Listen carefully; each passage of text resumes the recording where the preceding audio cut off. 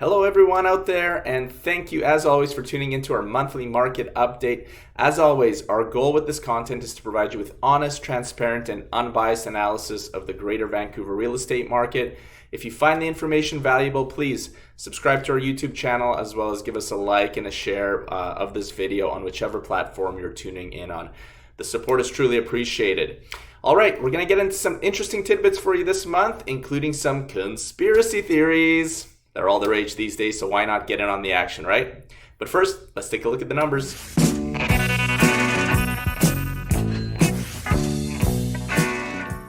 Let's start off, as we always do, by taking a look at our sales, listings, months of inventory, and benchmark price figures for the previous month, starting with our sales numbers. As we can see, May sales came in at 2,918 transactions for the month, which was a 9.7% decrease from April. Now, from a historical perspective, this works out to be nearly 13% below the 10-year average for the month. Considering how overheated the market has been over the last 24 months, for us to all of a sudden fall 13% below the 10-year average in one of the spring months is a massive drop-off, in my opinion. Next, let's take a look at inventory levels. And we can see that there were just over 10,000 listings in the Greater Vancouver board for the month of May. This is the highest number since June of last year. And so with sales going down and inventory climbing, our months of inventory also went up to 3.4 MOI. Now, by traditional definitions, we typically say that a balanced market is around 4 to 6 months of inventory. But I tell you, because of the contrast of what we were seeing just a few months ago, and because of how quickly it's turned, instead of it feeling like we're in the last stages of a seller's market, it feels much more like we're in the final stages of a balanced market and on the verge of a full-blown buyer's market. And I've got a bit of a theory on this, and that is that in the early part of the year and throughout all of last year, you basically had to buy your next home first, then list your place in order to facilitate a smooth sale and purchase where the dates lined up. And because the market shifted so quickly, I believe that sales figures over the last month would have actually been a little bit lower, but there were likely quite a few sellers that had already bought and probably had to lower their expectations a little bit in order to facilitate a sale and not risk losing their deposit on their purchase. And I think that some of these sales numbers are propped up a little bit by situations like these because their overwhelming sentiment from buyers right now is to take a wait-and-see approach. Which brings us to my little conspiracy theory that I mentioned tongue-in-cheek off the top of the video. So the prices that you see in the bottom row of this table are what the real estate board calls the home price index, or HPI benchmark price. And what it's supposed to represent is the price of a typical home in the Greater Vancouver region. But what is a typical home? Some people live in condos, others live in $5 million mansions. Some people live in West Vancouver, others live in lower priced areas of the region.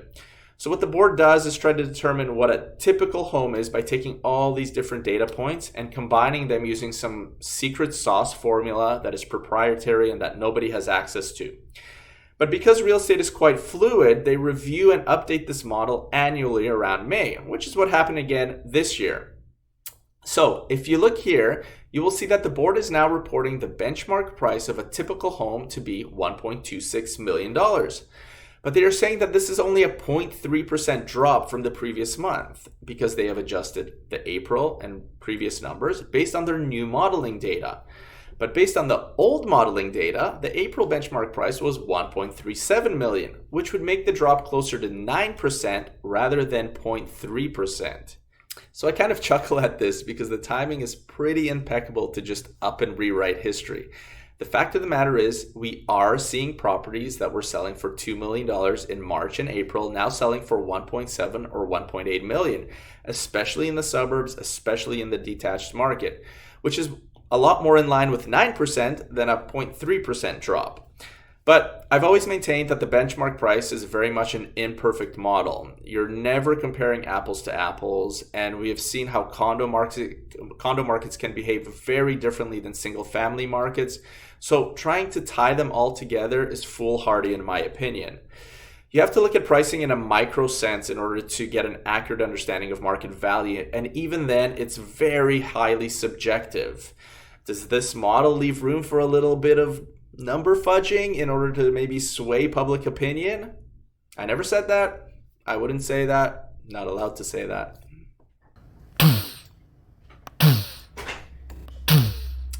All right, what are we seeing from a boots on the ground perspective? Well, I don't think it's hyperbole to use words like drastic when it comes to describing the shift we are seeing out there. John Pisalis, who's the president of Realosophy in Toronto, had a great quote this past week. He said, "When you slam the brakes suddenly on the housing market, you're going to get whiplash." And I think that's such a great way to describe the feeling and sentiment out there right now. Stats are a lagging indicator, and it may not show up in the numbers quite yet, but it definitely feels like control has shifted in the buyer's favor now. The cost of borrowing has risen so quickly that it's essentially stripped away all urgency from buyers. Now, the people that are making second or third moves, who need to move or just want a different home, are having to make some concessions on their price expectations when they sell, which is causing prices to soften. But when you're in the market, it's all mostly relative. You sell for a little lower, you buy for a little lower. If you were buying 6 months ago, though, not getting in was literally costing you tens of thousands, if not hundreds of thousands of dollars per month, which created the frenzy that we saw. Now it feels like everyone's looking around going, what's the rush? One example of this is what happened at the Mansions over the last 6 months. So the Mansions is a 19-plus townhouse complex located in Guildford. So adults only, no families, no kids. All of the units are about 1,450 square feet. It's a pretty niche market. On January 20th, 2022, Unit 211 sold for $696,000. Exactly 1 month later, on February 20th, Unit 119 sold for $805,000. On March 25th, Unit 103 sold for $867,500.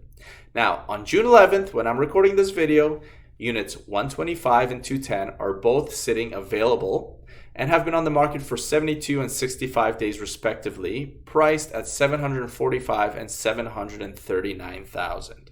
Now, this is a pretty wild example, but it's also a good cautionary tale of throwing down these massive, over-asking, subject-free offers on properties at prices that are completely unsubstantiated by comparables. Eventually, the music stops and somebody's left without a chair.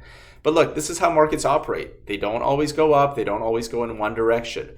That's why we always recommend to our clients, when you're purchasing a property, make sure that it can serve you at least 4 to 6 years. Yes, there will be dips, and then there will be recoveries.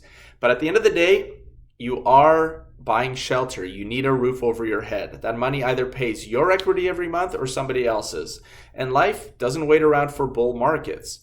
Would it have been nice if interest rates were increased a lot earlier and a lot more gradually? Yes, of course. But there were more than 100,000 people that migrated to BC last year from other provinces and other countries in a pandemic year. Immigration targets are through the roof for the next several years. The demand won't disappear. It's just currently experiencing a little bit of whiplash. All right, that's all I got for you for this month. If there's something that you'd like me to cover in next month's update, please drop me a line in the comment section below. And please subscribe, like, share if you enjoyed this content. Thanks so much, and see you in about a month's time. Take care for now.